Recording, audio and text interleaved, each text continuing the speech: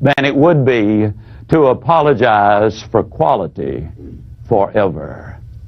Now, I'll bet you're glad we made that decision, aren't you?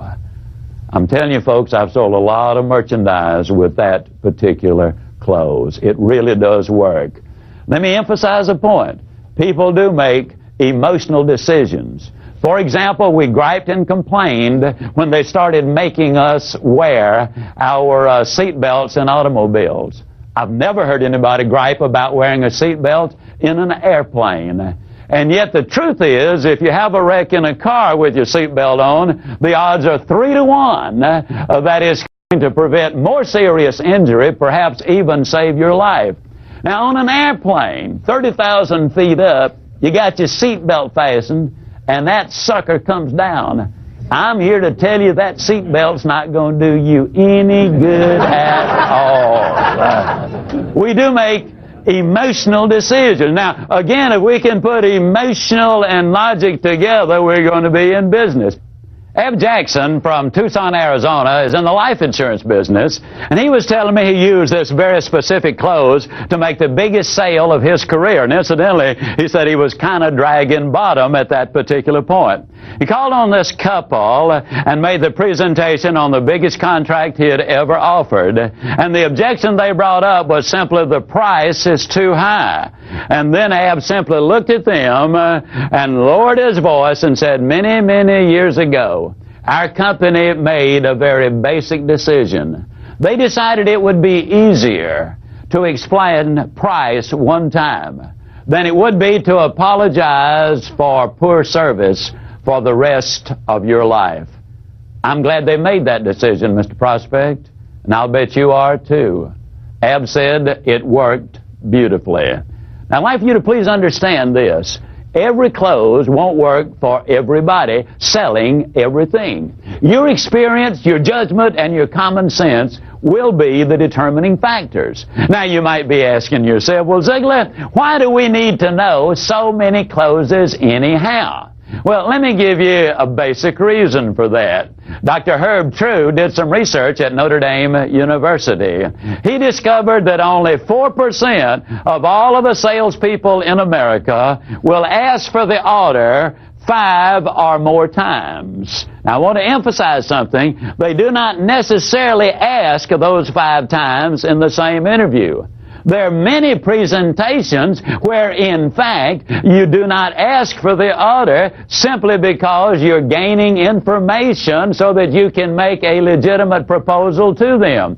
When you're talking thousands and sometimes hundreds of thousands, even millions of dollars, you don't walk in, make a presentation very many times, and walk out with a multi-million-dollar contract, though it does happen, especially if you expect it to happen.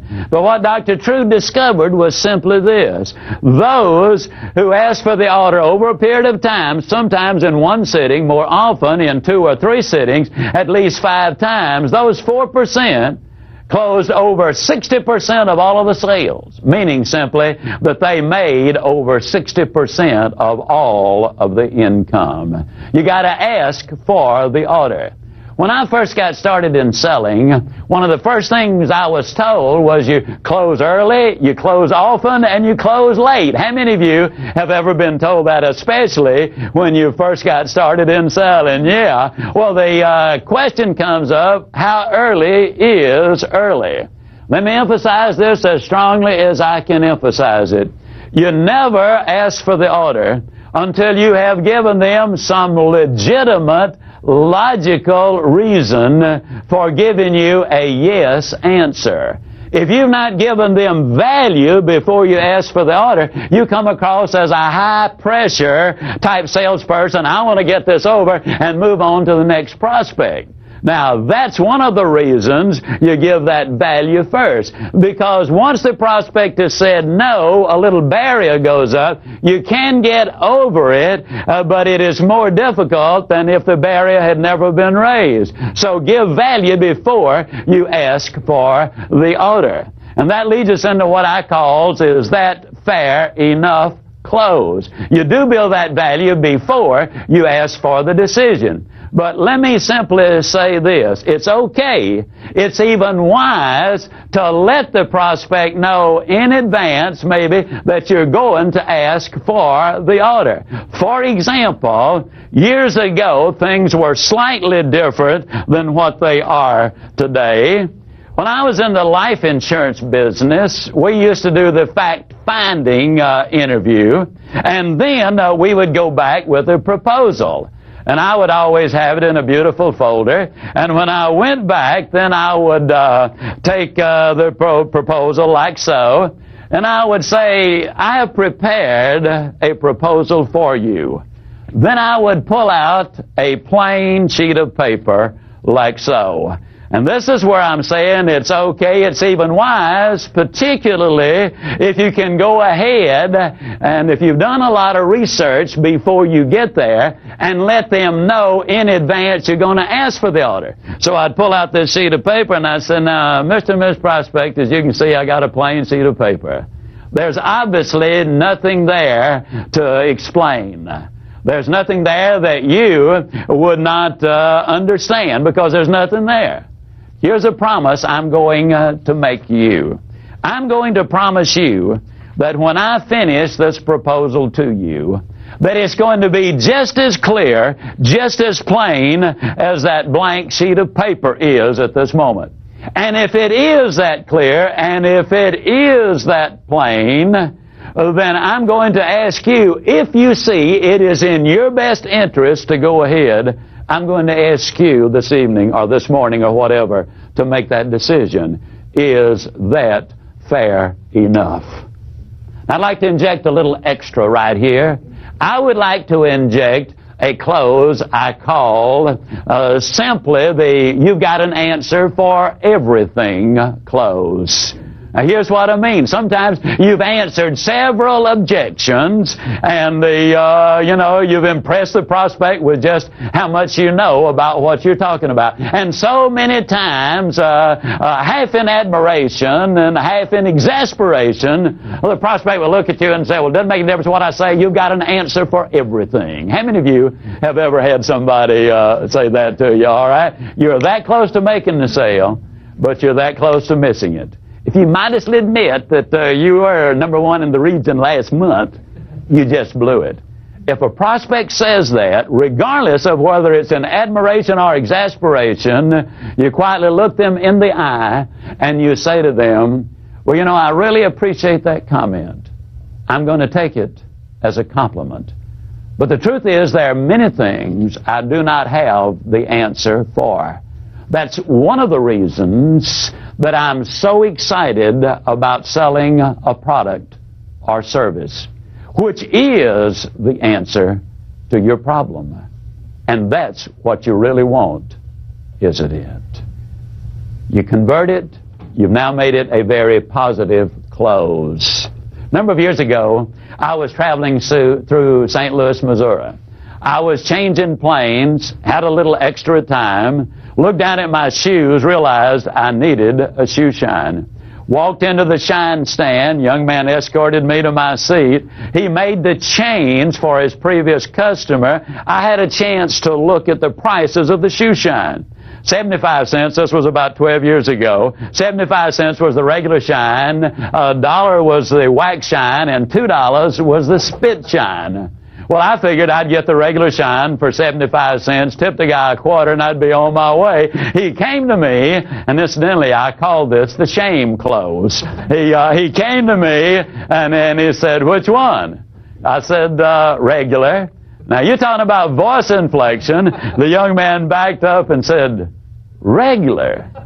Well, I knew right then I was in for an unusual shoe shine, but I wasn't about to let that guy get the best of me, so I said, yeah, you guys do such a marvelous job here. I know it's going to be fabulous, and I'll be on my way. Well, the guy didn't say a thing, didn't even grunt. He just started putting the saddle soap on my shoes, and he started cleaning them. And as he did, he said, man, these are really nice shoes. He said, what kind are they? And I said, well, they're ballast. He said, boy, he said, they're nice. He said, I bet they're comfortable, aren't they? I said, they ought to be. He said, cost a lot of money. I said, do they ever cost a lot of money? And he went on cleaning the shoes, you know. Then he reached up and he felt the pant leg. And he said, man, he said, that is really a nice piece of cloth. And I said, well, it ought to be too. He said, what kind is it? And I said, well, it's a Hickey Freeman. He said, man, those suckers cost a lot of money. I said, yeah, I know they do, but this one's got some special cloth in it, makes it even more expensive. But I've already been wearing this suit about 5 years, and you still can't see any problem with it. Well, he said, man, he said, that's nice. And then he started the shining process, and he was just a shining away, and he was a popping, you know, and when they're popping, that's not shining. I shine shoes in the Navy. I know when you're shining shoes. That's a sales talk. He's trying to attract the crowd from outside. So he was just a popping away, and all of a sudden he backed away, and he looked me right in the eye, and he said, you know, this seemed like a shame. Man spent over $100 on a pair of shoes. Spend several $100s to get a nice suit of clothes. And all he's trying to do is look nice. Then he won't spend another $1 to get the best shine in the whole world.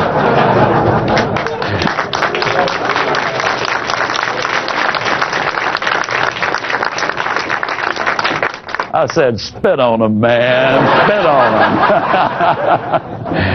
Well, now, folks, you know, when you get a 75-cent shine, a 2-bit tip, that's fine. But when you got a $2 shine, nobody with class gives a 2-bit tip.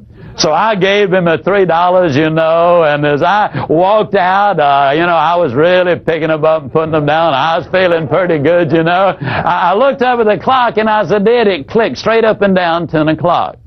Now, the reason I mentioned that is because when I sat down, I noticed it was exactly 3 minutes until 10. I was in his chair 3 minutes. I gave him $3. Now, you don't have to be a Phi Beta Kappa from MIT to figure that one out. That is $60 an hour. Did you realize that's what we were paying our psychiatrists back then?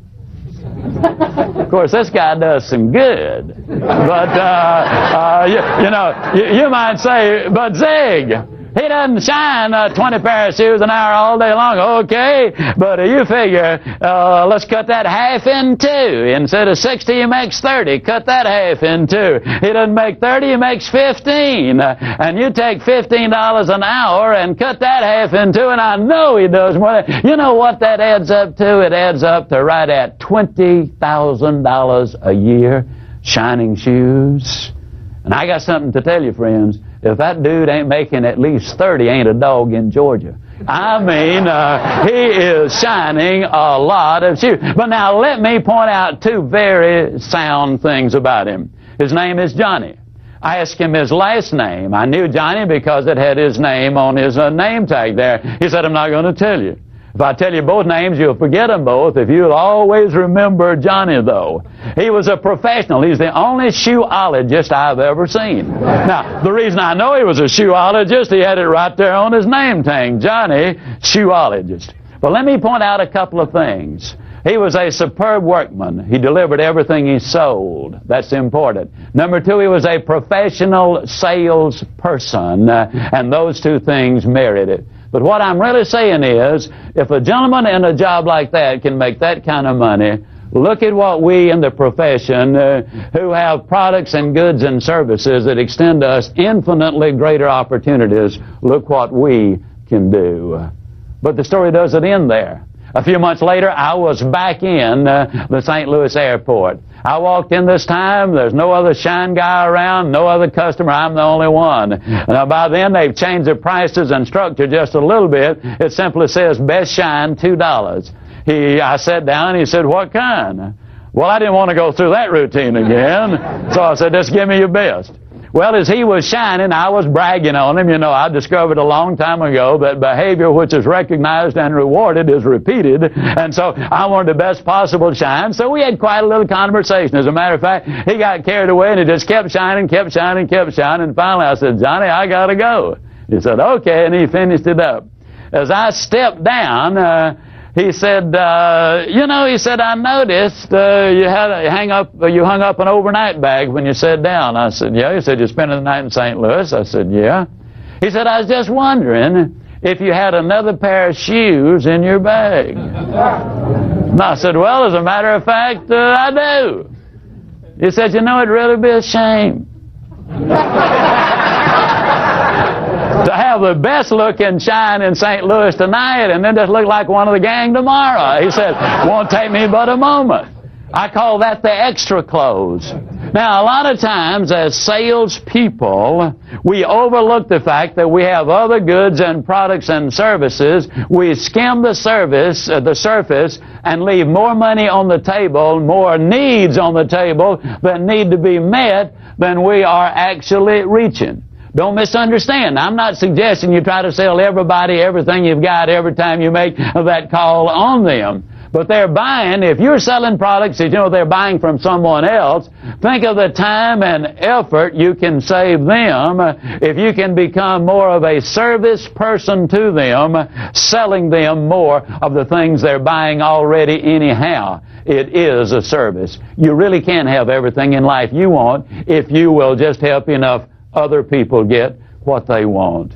Then I'd like to share with you what I call the marriage close. I was in the insurance business. One of the things used to frustrate me, I'd spend a lot of time preparing a proposal and making the presentation. Get down to the close, and the prospect would say, well, Mr. ZigZigLar, I hate to tell you this, but my wife's second cousin's got a neighbor whose boyfriend's son, his dad, has a brother who is selling life insurance, and if we buy anything, we'll have to buy from them. Well, I knew it was just a stall. They weren't going to buy any life insurance from anybody. And so what I did then was simply this.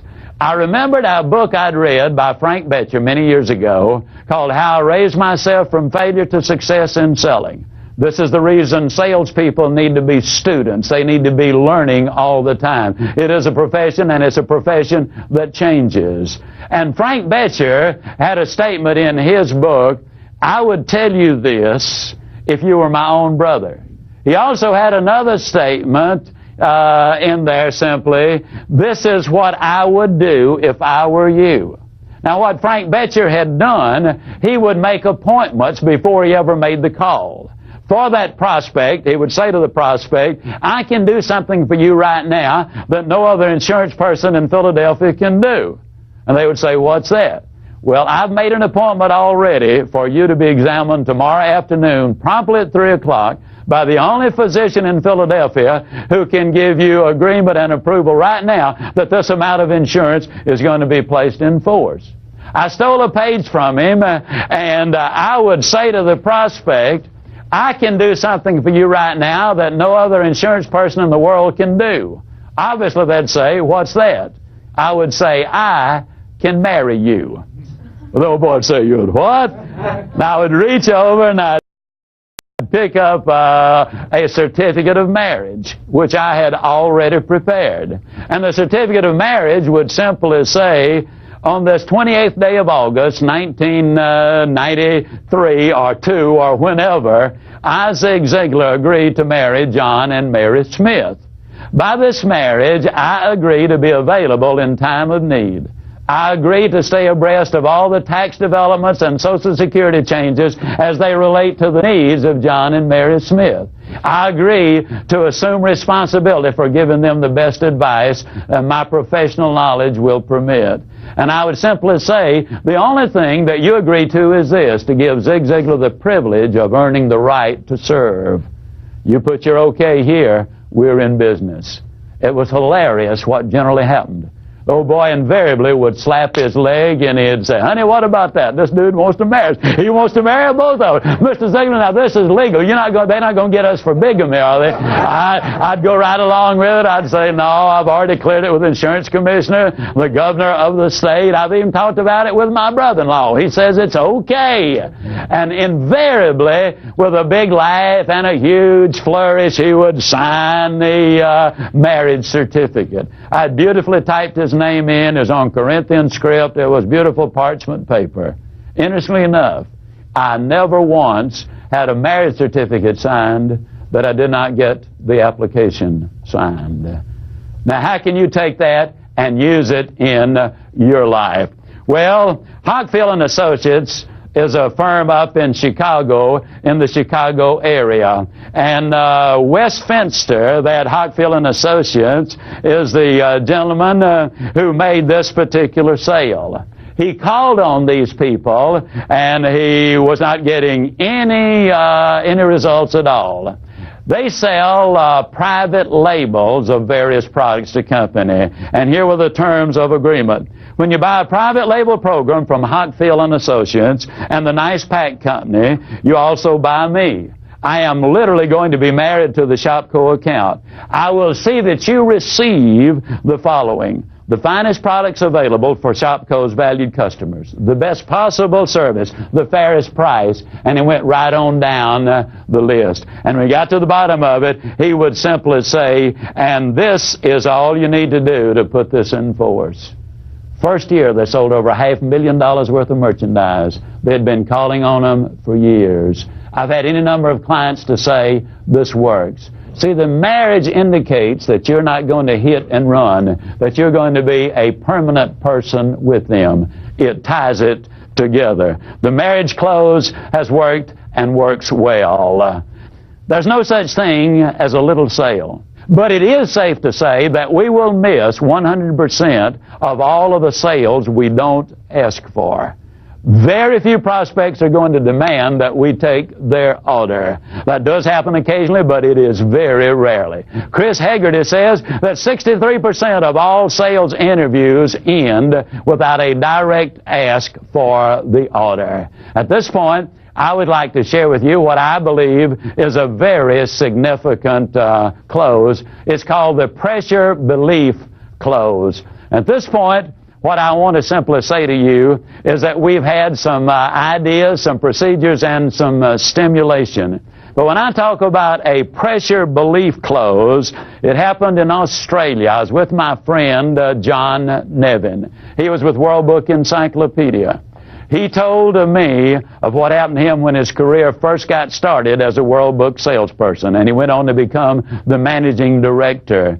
Called on a little German couple. They really were more like grandparents. They'd been in Australia a very brief time. Their English was not real good. The little lady was 51 years old. She had given birth to their one and only child when she was nearly 45 years old. A very little short lady. Had language difficulty. He called on them at roughly 9 o'clock in the evening. It was way past midnight when he left with the order. As he started to leave, she put her hand up on his shoulder. She had walked him through the front yard because they had a vicious dog, got him outside the gate. She reached up and put her hand on his shoulder. And I can't emulate that guttural German accent, but in essence it went like this: thank you.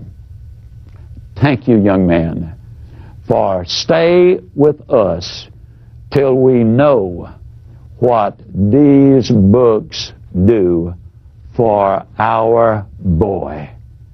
Thank you, thank you, thank you. Pressure belief is simply this. It's when you believe so fervently and so completely that that prospect is going to benefit the most by buying from you, that you are willing to kind of put your ego on the line. You're willing to take a slight risk even on occasion of offending someone by asking for the order again. Now let me stress something. You got to do it pleasantly. You got to do it politely. You got to do it professionally. You must by all means do it with that person's interest at heart. But if you really believe they're the winner, you will become so professional in what you do. You will learn so many closes that you will be able, basically, to go forward with the conviction that you are rendering them a service. Now, only experience, judgment, and common sense will dictate to you what is the proper time and what is the proper amount. You'll never get experience by listening to a trainer or watching one of the videos, which I do. You will get ideas. You will get techniques. You will get procedures. Now, if you really want to build a sales career and substantially improve your sales, it's time to go to work. I encourage you not only to read, but to study Secrets of Closing the Sale, and my other book, ZigZigLar on Selling. Now, the reason I say that is this. You can learn a lot of closes and procedures and techniques, but unless you understand the philosophy and the psychology behind them, you will only be partially as effective. You will need to read the exact words many times. There are literally over 140 closes and over 800 questions in these two books that will help you to lead people to those decision tables. And then in order to get the voice inflections down, we have made audio cassettes of each of these videos, and while you're in your car, you need to be listening to them over and over and over. The SMEI International, Sales and Marketing Executives International, says the average professional salesperson spends 510 hours a year in the automobile. That means you literally can make it your sales university. You can learn procedures and techniques. You will really be able to make it a part of you so you can automatically and instinctively respond. You also are going to need to work very much with your manager, your associate, or your trainer. If you're one of these people who happens only to be working independently by yourself, I encourage you to get in front of the video, look it over, take those notes, and then start compiling your own ideas to go along with the specifics that we are presenting here. The reason I want you doing all of these things, when you see something, you'll remember it.